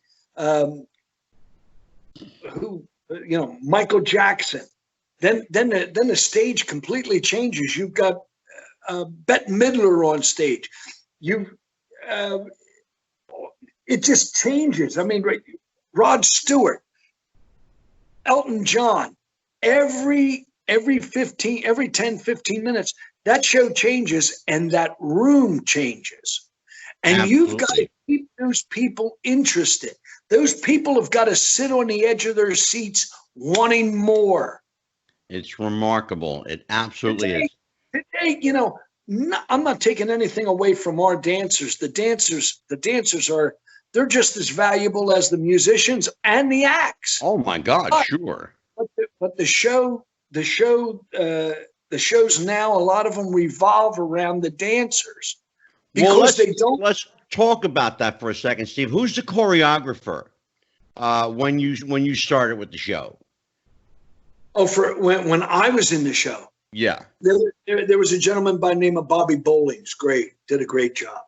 I remember when I saw the first time I saw you at Bally's, I remember there was a heavy emphasis on dancing. A heavy emphasis on dancing. And I thought there were probably at any given time 6 to 8 dancers. Too many. Yeah. Some performers need, and it's nothing against the performer, but the performer, you take somebody like a Frank Sinatra. Frank Sinatra, after a couple songs, there's no action on stage. He just stands there. Sure. Whereas you got a character like Tina Turner. That woman's all over the stage. Oh my God, sure. Jones, Elvis Presley, Little Richard. These are acts. These are in your face acts. But some of these other acts, they require the dancers to enhance that performance. But a dancer should not overemphasize. They shouldn't be.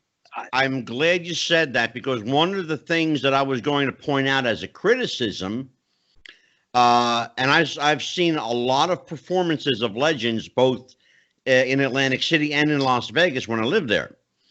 One of the things that bothered me was, to some extent, to a large extent, in fact, the dancers overshadowed or took away from the performance of, let's say, a Little Richard or, Tina Turner.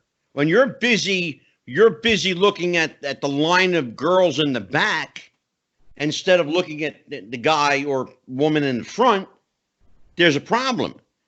That's where it's opened up the door for some of these performers that aren't that good.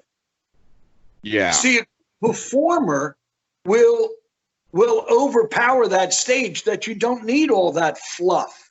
And I don't mean that with any disrespect to dancers. My wife was a dancer, and she choreographs all my shows that I put out. So I'm not knocking dancers in any way, shape, or form. I'm only talking about as far as the impersonators go, or the tribute artists. Absolutely. You know what I mean. So how will Las Vegas recoup?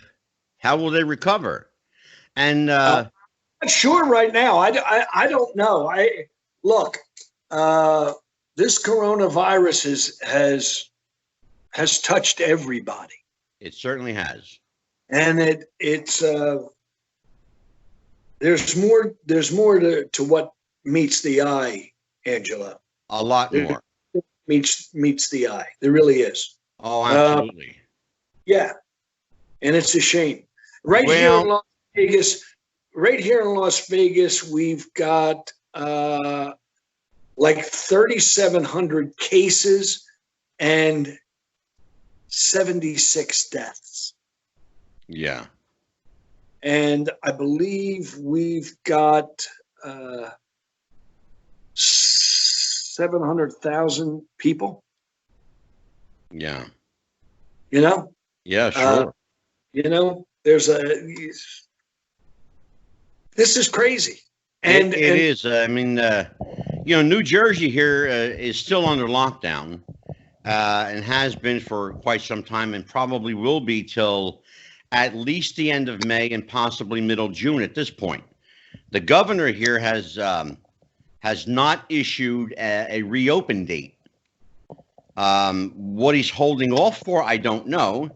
I got a suspicion. I think there are hands at work here that go far above the presidential level, covertly and surreptitiously, in fact. I want you to think about this, and I want people listening to this to think about this. This is flu season. This is the traditional time of flu season. It's my opinion, and my opinion only, that what we're seeing here is nothing more than the flu, and we're being told it's called coronavirus as a means by which to put fear into people to control them. And there are a lot of people that are asleep to what's going on. They're not aware or awake, or they just believe the narrative. Don't misunderstand, Angelo. Don't misunderstand. There is a virus out there. Oh, absolutely. And people are dying. I don't think that it's your typical virus. Oh, I absolutely agree. I absolutely agree. Yeah. And I absolutely concur with you. There's our certainly our governor out here has, he's closed the place. He's closed the city down, the state. He's closed it down. But some things that just don't make sense to me. That I can go to the liquor store. Yeah. But I can't go to the vitamin store. Go figure that one out. Why would you? I don't understand that. It doesn't make any sense. I can go to Walmart and I can go to Home Depot, but I can't go to church. Now, look, down in, what is it? I think it's Alabama, not Alabama. I forget where it is. I just saw this, that they're arresting pastors for having church services outside.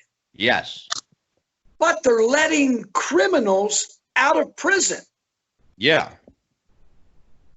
We've got videos. Yeah. This just happened last week. Two guys from Berksfield, California.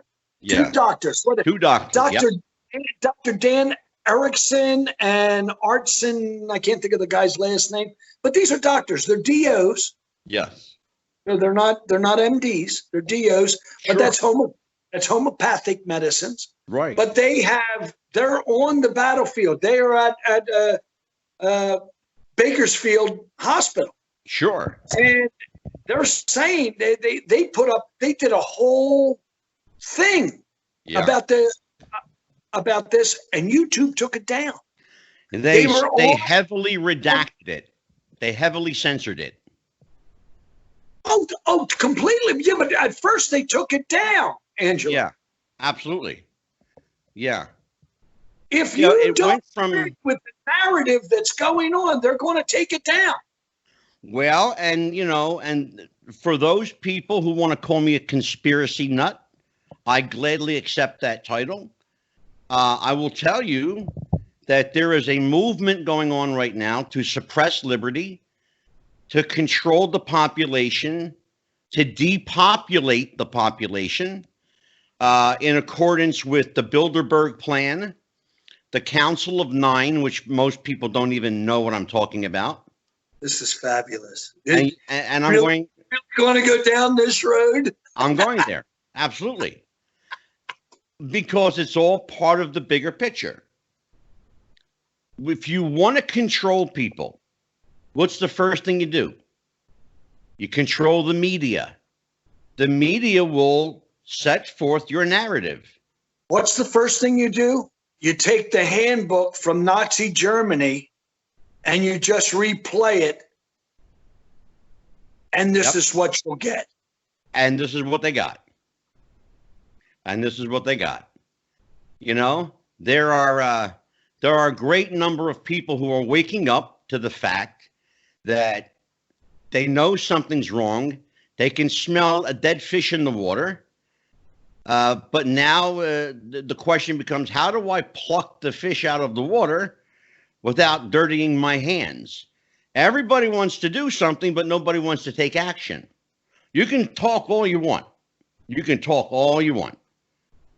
But unless you're prepared. And people came over here back in the early 1800s and early, 1900s. They came over here from all over, from Italy, Poland, Ireland, you name it. Yes, sir. All over, from Germany. Yep. They came from everywhere in all walks of life, but they all came through Ellis Island. They all came through legally. Absolutely. And how anybody doesn't understand the process. That's all. Yeah. Everybody's welcome. It isn't that nobody's welcome in this country, but everybody wants to be here, and we've got to be careful with what comes in. Well, and that's the problem. When you take, look what Trump did. Look what Trump did. As far as he went back. This was January, around the 21st. He stopped. He wanted to ban the flights coming in from China, and the Democrats, they turned around. I'm sorry, but the Democrats turned around and called him, said that he was a xenophobe and that he was racist. How can you do that? But now they're turning around and they're saying, look what he's done. He didn't do it enough. Well, sure. You're damned if you do and you're damned if you don't. Because that's why they don't want this man. They will go to any length. They don't want this man to be president. Absolutely. And there are... Joe Biden has, and whether it be blindly or truthfully, has been accused of sexual assault. There's not even, on CNN, on MSNBC, there's not even a mention of it. Sure. Not even a mention. Like I said, Steve, if you want to control the narrative, you control the media. Who controls the media? Government. People need to understand. George Soros. That I can't say. Absolutely. Yep, George Soros. He is a guy that, they talk about movers and shakers. He's the mover and he's the shaker. Let's be real clear about it. One man. And he's heavily, heavily connected to those two groups that I mentioned, the Bilderberg Group and the Council of Nine. People need to understand that. The other thing people need to understand is you'll do and obey what the government tells you to do and obey, or you'll pay a heavy fine for it, and you'll face the repercussions for it. There are people who have risked their lives to speak the truth at great risk to themselves and their families. And those people in my minds are heroes. They will always be heroes to me. People like, call him a conspiracy nut, but Alex Jones is one of those people. Glenn Beck is one of those people that will stand up for freedom and liberty. And I actually was forced to take down today a comment that I put up because it offended somebody, and that's highly unlike me to do, to take anything down that I've written. But out of respect for this person, I took it down, and I'll tell you that it wasn't an easy thing for me to do. I'm a person that speaks my mind. I will back up everything I say. I will point to the evidence of my words and let people decide for themselves. Angelo, Sunday, I put up on Facebook, last week Trump went through hell. Everybody saying that, he says, telling everybody to drink bleach. I mean, that's insane. It's insane. He did not say that.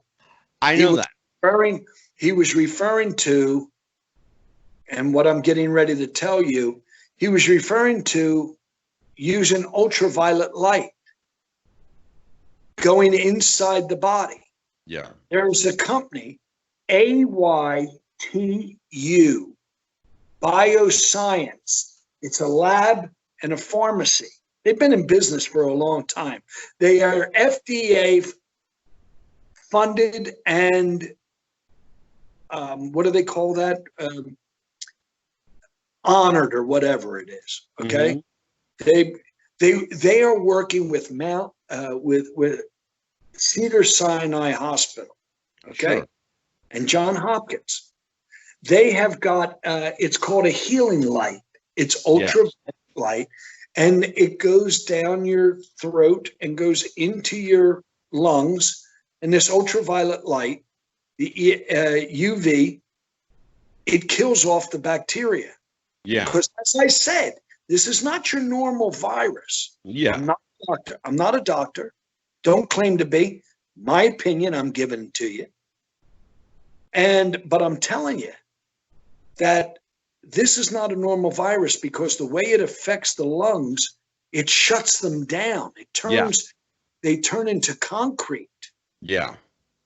And what's happening, Steve, because I'm going to clarify and bring home the point that you're making. What it does is this virus attaches to the protein in your lungs. Yeah. And it solidifies, it turns the mucus into a heavy, thick, non-breathable liquid. Right. Because the mucus in your lungs is a breathable, paste. It turns it into like a glue. And that's the problem. Therein lies the problem. And if you have access to pharmaceuticals that are FDA approved, that can, at least in some regard, either reverse the process, B, cure it, or C, dramatically slow it down, my money is on putting some emphasis into that research. Well, they say this virus, to describe it, would be, and I don't know if the average person can comprehend this or not, but imagine being in a plane and all of a sudden we lose altitude. All of a sudden, you're going to lose all oxygen. It's Absolutely. cut off, completely cut off. Yeah. That is what they are saying. So, when they tell you that you're sitting in there and if we should lose altitude, this little mask will fall from the sky and you put it on. That's been going. We've heard that for how long? Sure. Well, without that, if you don't have that, you're done. Yeah. Absolutely. You're done. And that is what they are equating this to. Now, this company, I put this video up, this bioscience, this AYTU bioscience company. Yep. I put up a video on Sunday morning that described all this. They are working with Cedars-Sinai Hospital. Okay? Yeah. That's a well-known institution. Sure it is. Absolutely. YouTube took down that video. Yep. You know why? Because it spoke the truth. I'll tell you what happened with these two doctors.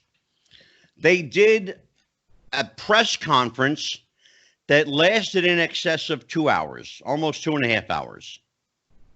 They put up about 15 minutes of it after they heavily redacted it. Because what these doctors were saying is that social distancing, another catch term, by the way, where did we hear that one before? World War II, by the way. Social distancing. This is not a new term. It's new to this generation of people. Keep in mind that a lot of people living today were not alive during World War II. So they're hearing this term for the first time. Social distancing. Separating people. How do you get to people? Separate them. Divide and conquer. Okay?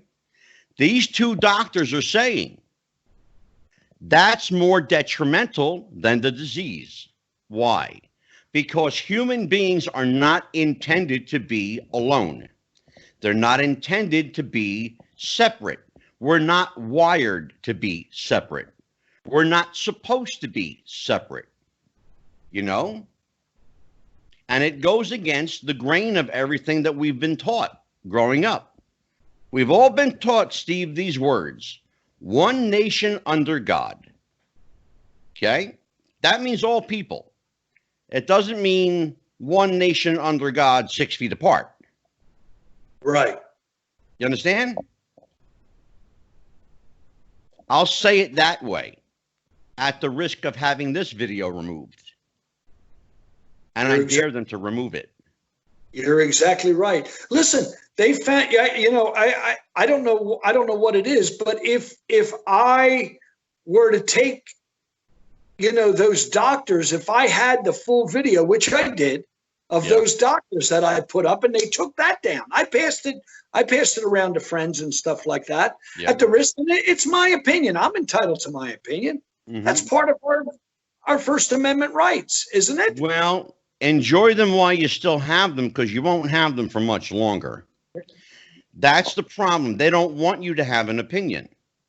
But these doctors, when this video was up there, they stopped. They were talking about this and letting. I'm trying to hold back. No, don't hold back. Well, I found out that if you can video, when you see something, video it. Then you can put it on your page under your video.